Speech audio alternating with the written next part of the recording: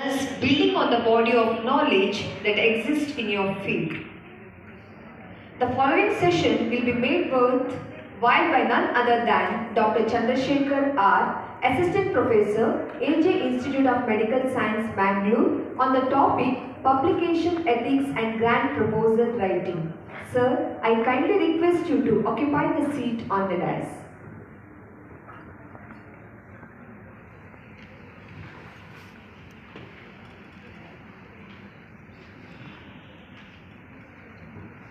I request Ms. Reshma, Second Year MSc Nursing, to introduce our speaker, Dr. Chandrashekar R.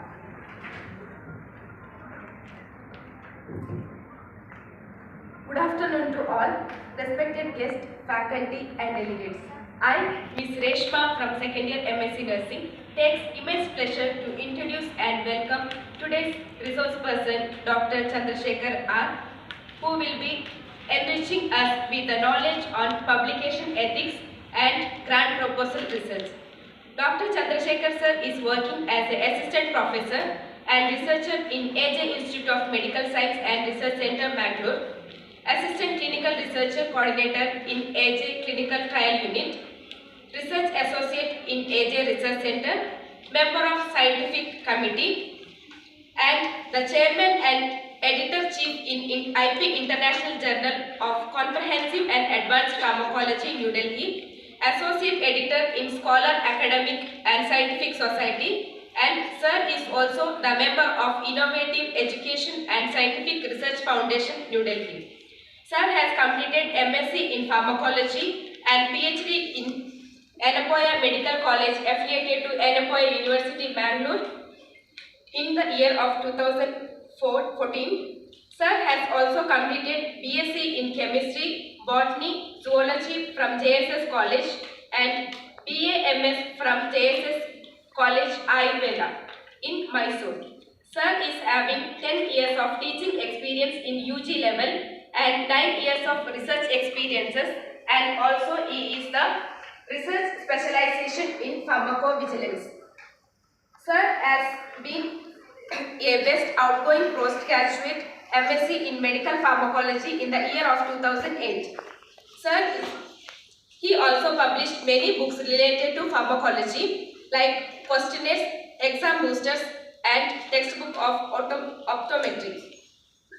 Sir has published 75 research articles related to pharmacology. In that, he is the first author for 30 publication and second author for 20 publication and corresponding author for 8 publication and co-author for 17 publication. And 2 research grant in the year of 2013 and 2019. Sir is the member of editorial and advisory board of various journals like Innovative Journal of Health Science, Unique Journal of Ayurveda and Herbal Medicine, Journal of Scientific and Innovative Research, etc. Sir has also participated in oral presentation, poster presentation, seminar, symposium, workshop, conference, etc. Sir, we welcome you once again, sir, for today's session.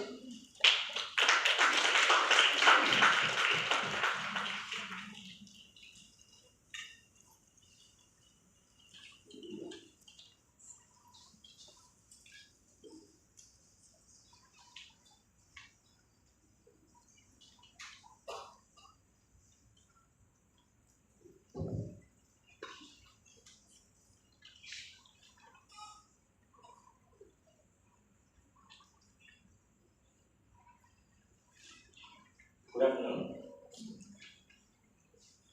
I thank organizers for giving me this opportunity to present a topic on grant proposal writing and publication ethics.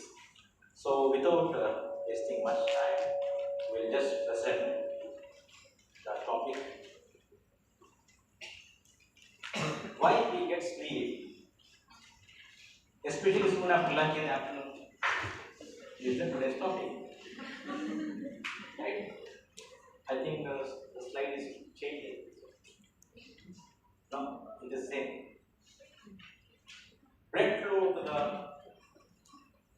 small intestine dramatically increases soon after eating. So it is removed from the reticular activating system, and this was quoted by Dr. Tomonori Kishino from Japan. And also, now what we have put just now, it contains tryptophan that gets converted to 5-HT serotonin, and finally that will convert to melatonin. And you know the action of melatonin?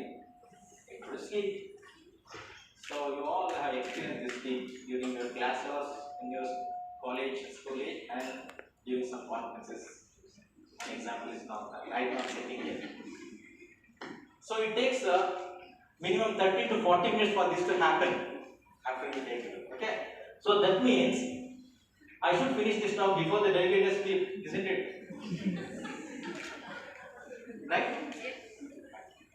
So we'll start with the writing for grant proposal. Just spend a few minutes with me. I'll make it very entertainment, interesting, and knowledge. Right?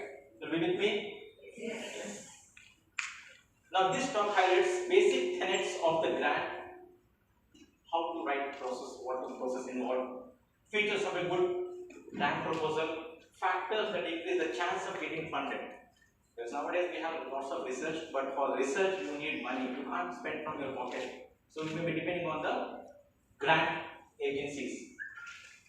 So what is the broad outline? Need for grant proposal, any skills you have to have that. And steps in responding to a funding call, because sometimes the granting agency will call for a research proposal. Elements of a strong grant proposal, and what are the funding agencies, and also I will be talking about some small additional tips to get the grants. Now, why is this skill needed? This is an essential part of research.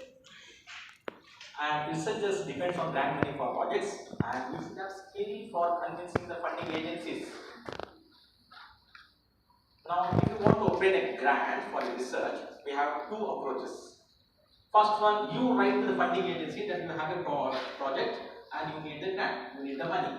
Or they will be calling through the website that we are giving funding for this, you can start a research. For if they call you for the submitting the proposal, it's also called as request for proposal. You can just get in the websites. For example, COVID-19 vaccine trial.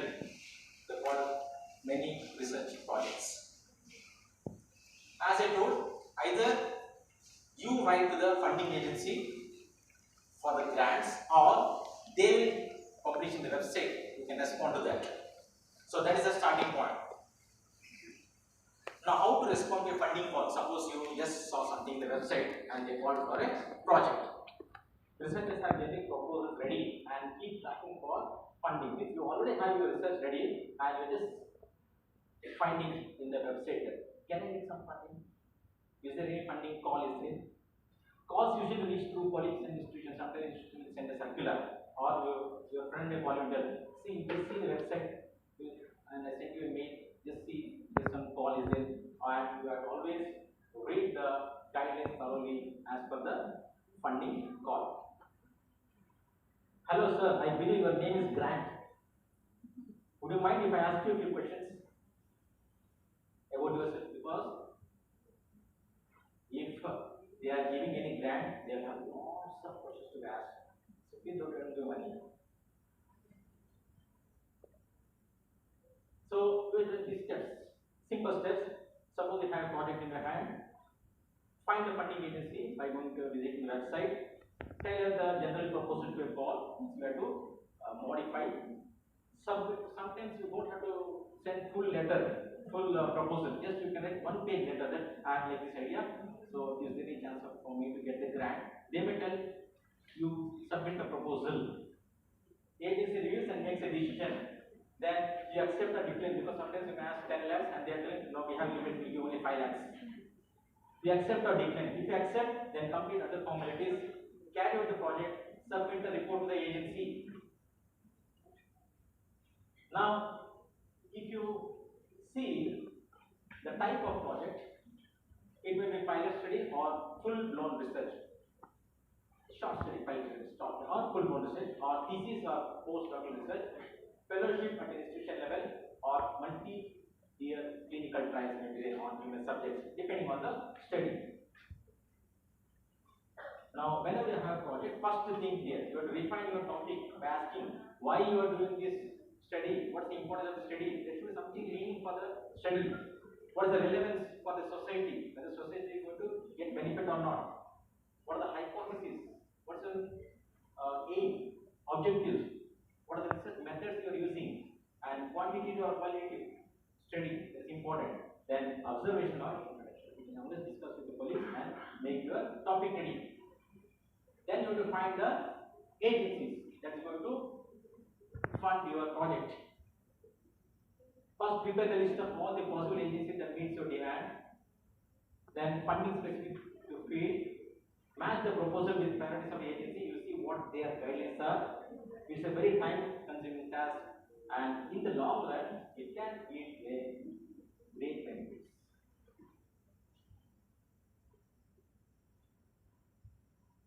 Even the most appealing proposal in the world is unlikely to succeed if not sent to right agency. You have a health protocol and you send for agricultural funding agency. Why they will give? You have to find out the right funding agency for the protocol. Now, finding funding agencies, we have these are the government agencies what's available. So we have ICMR, DST, DBT. These are the private agencies what's available in the website. These are some selected examples, but this is of international agency. You can write, you can get in dollars, yen, or any other foreign currencies, but the prerequisite is require clearance from health ministries any country. They will not transfer the money. You have to get government clearance for getting international funds. Now these are the other funding agencies. Just here the list. You select which is suitable for your project and start applying. These are the database of the funding agencies. A few more here. Most universities have office of the research, reputed private agencies or NGOs. This is the website, you can visit it and get the details. Grants.gov, healthresearchfunders.org. You can go visit this website and you can get all the details. Now you have to tailor your proposal, right? As if you are addressing knowledgeable academic reviewers. They should give you some inputs for your proposal. What is the novelty? What is new in your study? Is it worth doing this? You can't simply waste the money of the funding agencies. And how will we know that the conclusion what I get will be valid? Now get your proposal reviewed by the colleagues and experts. There will be some inputs. Submit to the agency as per guidelines. Agency may ask you to just sometimes submit just a concept paper. That also can be possible. Wait for the decision. Then based on their decision, either you accept or reject. In case you accept their fund grants, fill all these formalities, administrative formalities like bank details, mandate form, etc. Then you can submit.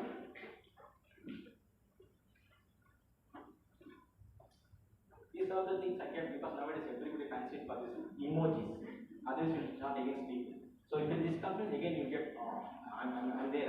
What service everybody will get up. So grant is granted in institutional account, not your personal account. Don't go to purpose.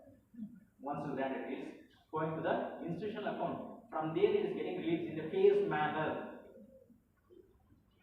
Then test your hypothesis, gather the data, examine the results, form a conclusion, and report the findings what you got by utilizing the grants. What are the elements of strong proposal? How to get the grants? How to write the strong proposal? You have to have a general proposal. Most institutions seek funding from several agencies related to their project. A good idea to have a general proposal and explain your project to a general audience, gather the data and tailor your project. Then you organize your protocol. Then these are the standard elements of a proposal or protocol. Cover letter, title page, abstract, introduction, literature review, project description. Very important, I just put it here in the bracket. Budget and justification, timeline and references.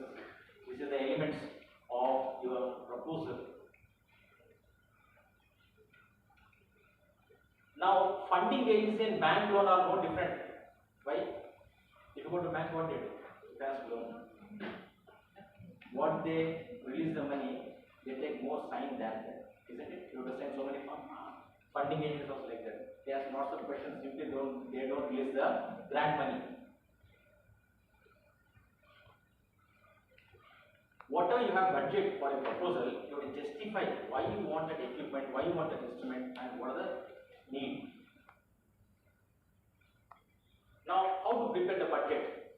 Meet the agency requirements, tabulate in a spreadsheet under different heads and categories, add unit cost, number of units, years, add justification for the items, rules of purchase and recruitment, and avoid mathematical error. Finally, because the budget is coming for 10 lakh, and while adding, one or two zero you extra added, from 10 crore, they will run away, they shut down the agency.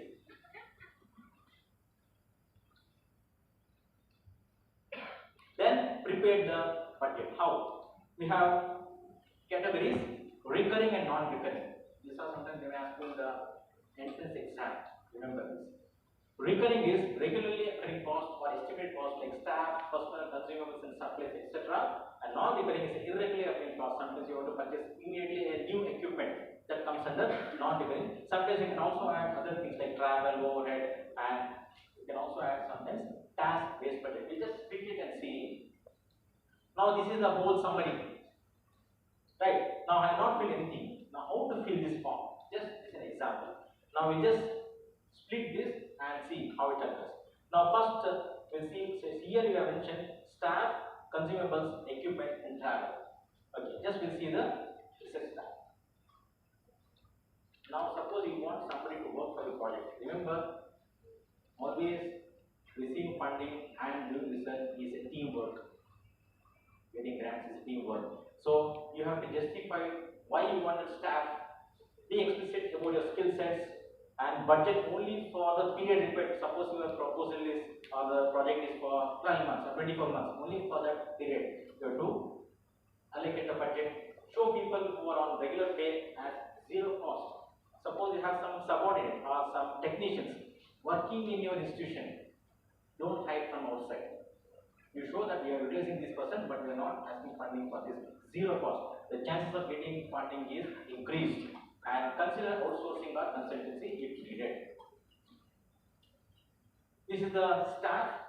I just give example, scientist D and technical assistant.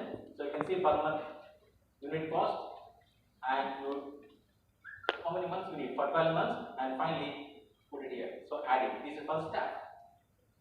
Now for the equipment, justify why you need the equipment for your experiment. Again, you be experienced about making a model. Always purchase the recent model, not old model, right? Updated one. Use available equipment and show as zero cost. Again here, already you have equipment in your institution, use that and tell that you are using for project and you are not asking fund for that. It's a zero cost. Add maintenance cost also for calibration, etc. So this is how it looks. For the office starts, file some data, office establishment, and again show the total. Then consumables, supplies. So printer, inks, syringes, packaging, etc. That also can show it in the budget allocations. Budget generously, most likely accepted, and see some chemicals will be having expiry date. So space it properly and order. Don't buy anything which is near expiry. Sometimes these distributors they want to just push the product. If they return, they'll get less money. So be very careful about the expiry date of those chemicals. So this is how you show in the consumables. And add all the unit costs and finally you total. Then add other costs also, like travel, consultancy, insurance, etc. and put it totally if you, this is the split of that, and if you summarize, it looks like this. Everything you add it, and this is the total budget. 17,65,620. And you can also get it in a consultation from your auditor or some CA. Let them see before that. Now, how to increase the chance of success? Read the call thoroughly from the funding agencies. Clarify any queries with the funding agency before you apply for that, and be realistic in designing the project, then only there is a chance of being success. Develop strong proposal takes time, effort, and experience. Very rarely you get from a first proposal. Very difficult. Will my research get grants? If you have doubt, even poison won't work. It becomes useless. Right? So keep trying.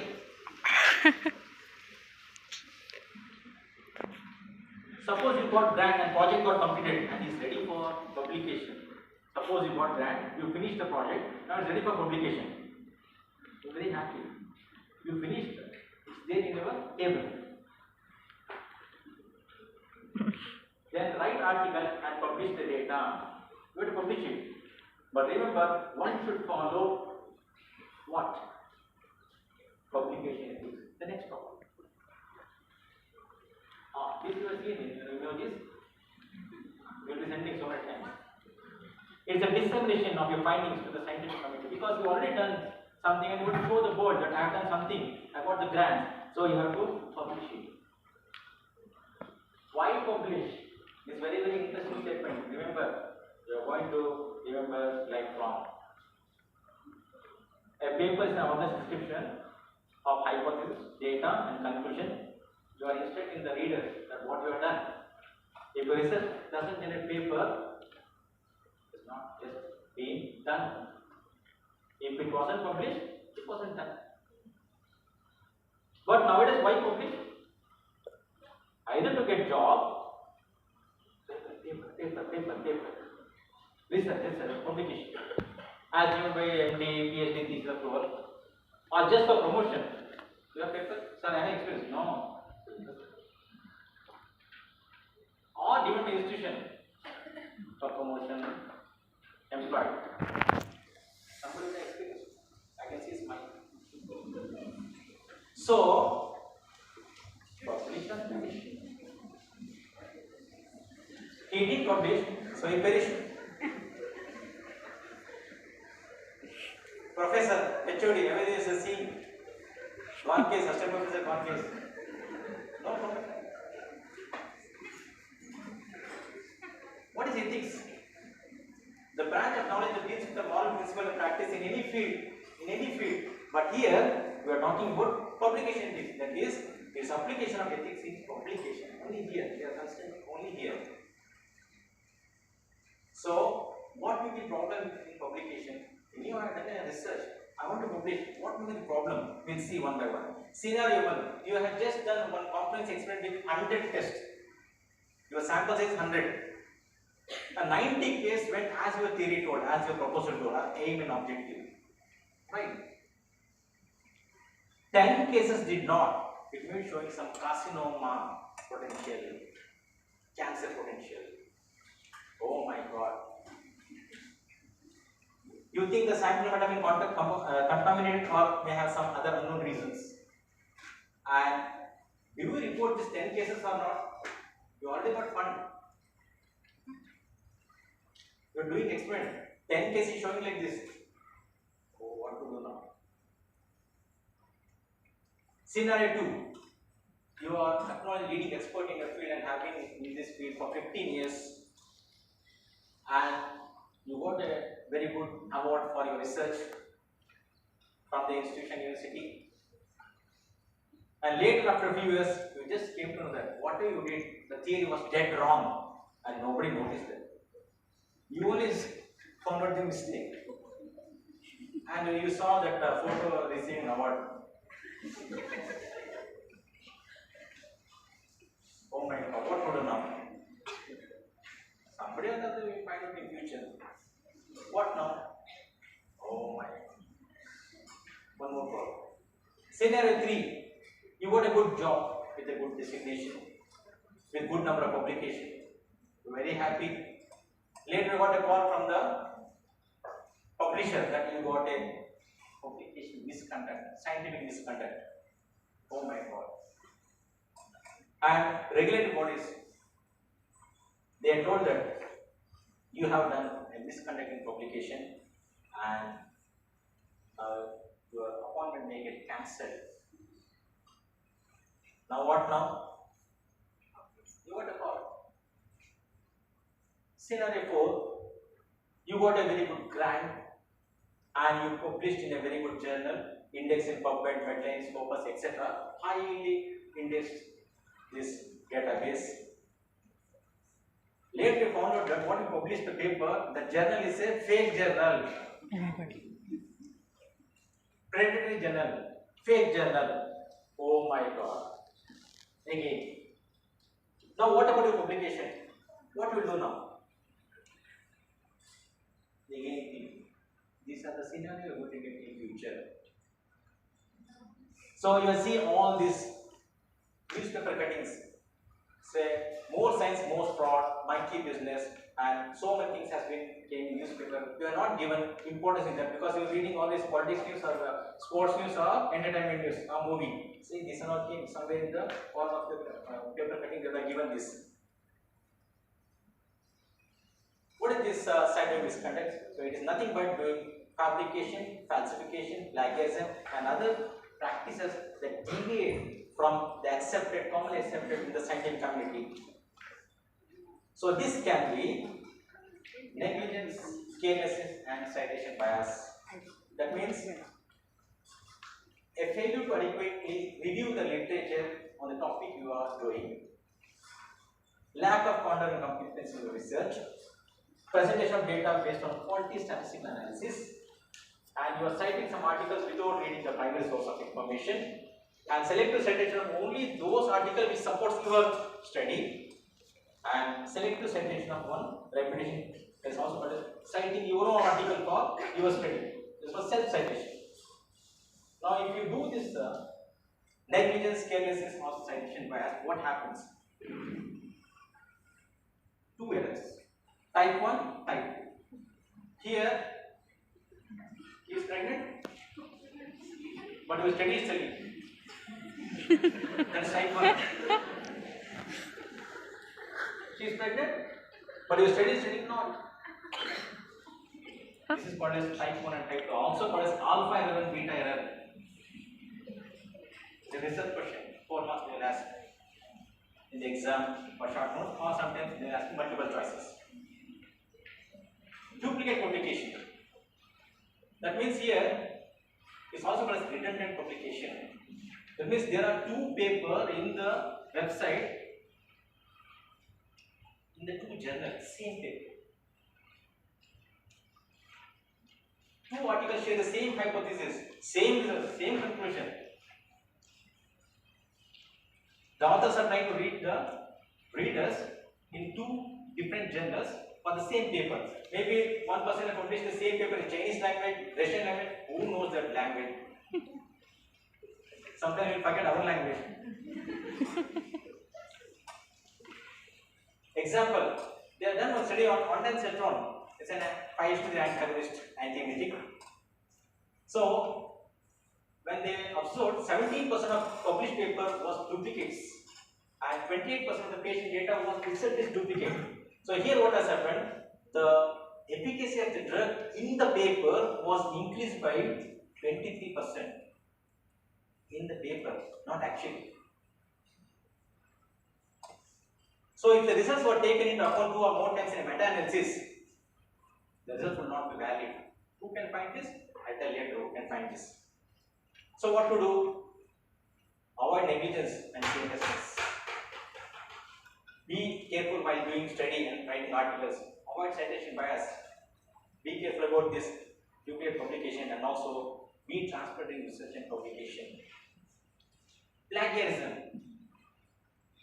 Copy. See? That is, you are quoting some part of the article without giving the references. Just copy paste, and you make your article. So you are publishing it as a new article. It is using the ideas or words of another person. Just a copying the examination, copying the articles. So sometimes you copy your own paper. Some parts you remove from discussion, from introduction, from abstract, and make on paper. Self-plagiarism. your own research. You are quoting for the next study. Authors are not allowed to reuse their previously published material unless you get the permission from the authors, because you are already writing a copyright declaration form, and use of previously published work without permission or without citing reference is violation of copyright. So UGC has given some guidelines for this. They are telling that if anybody is involved in the act of plagiarism, okay, to get research, thesis, dissertation or promotion of the academic integrity, and also to establish institutional education system for monitoring this plagiarism, and if they found guilty, they can punish student, faculty, researcher. They can punish this as per the UGC guidelines. So they are given here. So what they do? Can I write a research article with 0% for plagiarism without having any references? Can I write? Is it possible? I also know. But what to do now? So UGC has set some guidelines. You can use, and there is some limit. The department or the institution have their own panel to look into this matter, and we have chairman, members, and etc. based on 2 years and 3 years tenure, and they will be looking for this plagiarism. And if you find, or if they find that there is some guilty in that, now they will have some penalties. If the level of plagiarism is up to 10%, no penalty, then accept the limit. If it is 10 to 40, they tell the student to revise and resubmit the manuscript within 6 months, and for faculty they will tell withdraw the manuscript. If it is 40 to 60%, the student will be debarred for 1 year, and faculty they can cut the 1 annual increment. 60% they can cancel the registration of the student. Possibilities. Here same as above, plus second 2 annual increments can be cut off. This website where you can get some more information on this. How to avoid plagiarism? Do an extensive review before writing a paper, and whenever you are taking some part, you just put in the quotation marks, and original version should be cited. Permission must be obtained if you are taking a large section, and methods of and literature review to be paraphrased so that you can get a greater clarity. What is fabrication and falsification? This is one more common example. Falsification. Here research is done, but your statistics is not coming properly. So what you do? You just delete some data, manipulation of the data. So that it appears significant in the statistics. That's what is falsification. Here we can see 6 is making 9. Fabrication. You have not done the research at all. Sit in the home and go on putting some values for the tables. Tailoring. This is the falsification, and this is the fabrication. See, research paper is coming here. Can you see here? 9 minutes coming here. So this is the difference between falsification and fabrication. So why do these? Why? What's the reason? The reason I'm telling you. The reason, very interesting reason they have. Because my hypothesis is positive, but my results are telling negative, or vice versa. So what I did? Simple, as simple as that. Or I separated my negative positives to my higher authority. They told change the data, otherwise it will be rejected by the university. I did that. My higher authority told. So who knows about this, isn't it? Who knows? But there are some people they know. They know. Who?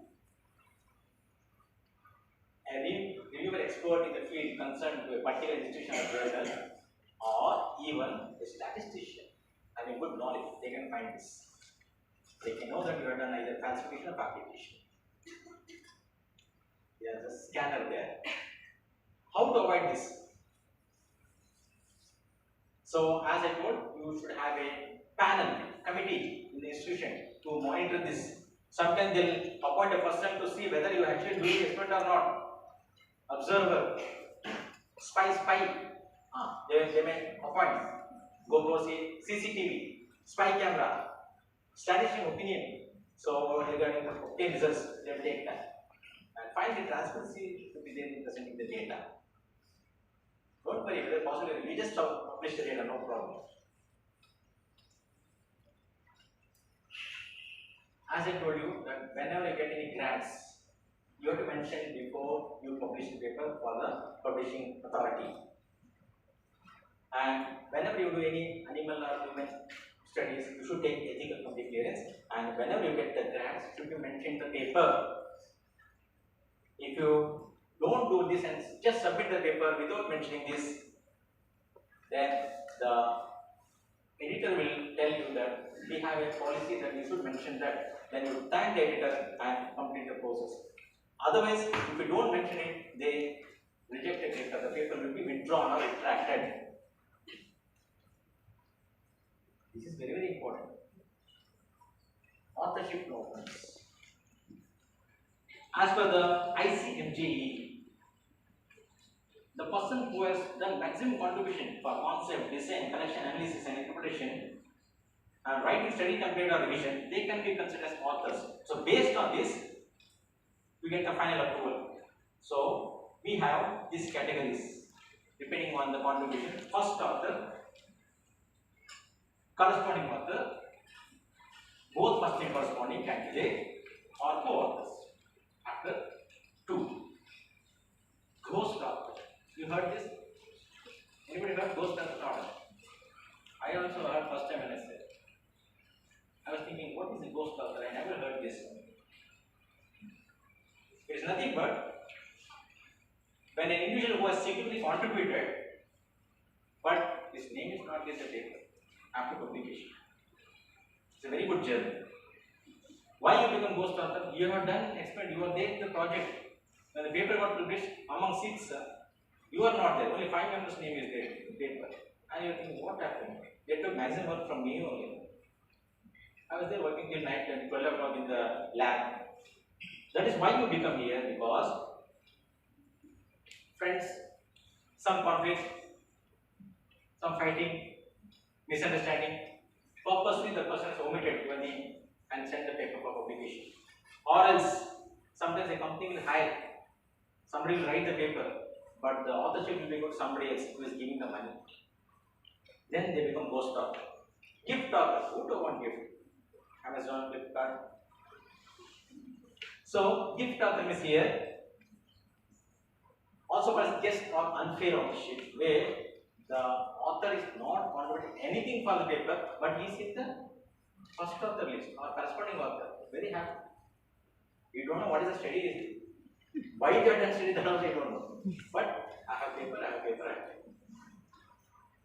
Now why? Because everybody, head of the department or PhD supervisor, hey, you have to put my name. Otherwise I will not sign the record. Okay. Gift. So that is because why you become here is as because of the dominance of the lower faculty or financial contribution. You publish, I give the money. 30,000, 50,000, don't worry, but I want my name as first term. Or else your friend somewhere working in other college, please put my name. I want my paper pending for promotion. That's why come gift author. So as I told you, whenever you use human beings or animals for the research, you should always take the ethical committee approval. Very, very important. With the number and date. Salami slicing. Heard this? Now you don't heard this. What is this? It is a process of gradually reducing the size of particles by a series of small incremental steps. Or a single study is split into many studies. And why we do this? Why we do salami slicing? Because when I prepare the article, it was 6 pages. And but after formatting, now it is coming 9 pages. But the journal people asking we accept only 6 pages. So you reduce it, or else to increase the number of publications, because I did only one study but I need 3 publications. I split the articles, 3 tables, 3 publication over. Oh my god. So what to do? So what impact it has? It impacts the quality of the research work. So how to avoid this? Don't worry, just depending on the quality, don't depend on the quantity. Even if you get 1 paper publication per equals to 10 publication of a normal journal. Remember that. Publication retraction. Retraction is nothing but you are withdrawing the article. It's already published. Why you have to withdraw? Because you found some error in your article and you found out this, you can write to the journal that I want to retract my article, or editor has already found out some problem in the paper, so I want to retract. So some in the elsewhere they have found out that some authors have given some wrong reviewers, and when they found out that, they found out about 26 cases where the peer review process had been compromised. They gave some wrong address, wrong email IDs, and they retracted 26 papers because accepted elsewhere, and they retracted about this in 2014 to 2017. What did it impact? What is that? So you can do long-term damage to research and original reputation. And sometimes you have referred a paper and you don't retract it. You're just carrying the research forward. Already 5 years is over. Now somebody told 5 years before this paper was retracted, why you are doing this research? So much time is wasted, money is wasted. So that is what it happens, the impact. So these are the common causes of retraction: plagiarism, serious errors, duplicate publication, etc. And also if your institution has found out some errors in the publication. So this you can get in this website. I just given here the reference. So because it reduces the publication confidence and it is misusing the public and charitable funds, and also can insult and frustrate the researchers. So I can get this details in this committee of publication ethics. Who will pull the trigger? Whether you are retracting or the editor. Here the problem is the decision is not always straightforward, because the author is very happy for it was published and he found the mistake. If you retract, it comes for his reputation. Already he paid the money. And editor is about this journal, because if it will be there in the website that this paper is retracted, so the next person will not send the article to the journal. He will tell, don't send to the journal. It's always having the retraction paper in the journal. So journal reputation will come down. So finally, the editors will take the final decision. He will pull the trigger. How to find fake or paid journal? As I told, it's published, but you can't find out that there's something problem in it. How to find out? No address or contact information of the email address. Only email address is there in the list. No evidence of an editorial board, reviewer board. And this only article percentage is not mentioned. Once they accept, now they tell you pay in dollars after publication. There is no mention of peer review process. Now you have to find all these things. If I ask you to find out, you will ask me this one. Who has time to search all these things? It takes time. So we have one person. Do you know this person? You know this scene? He is Jeffrey Bell, American librarian. So he has given an open access publishing site where you go and select some journal and copy and paste to this URL, search. Once you search, you will get a list like this from A to Z. If you find the journal in this list, don't publish in that journal. It is a fake journal. Got it? So this is the website. So I have given here baselist.weebly.com. You can find the predator journal in this. Well, what about this PowerPoint presentation entitled Grant Proposal Writing and Publication by Dr. Chandrashekar? Is it directly downloaded from without sending reference from Google search, or prepare for this program? Acknowledge. Thanks for listening to 150 slides.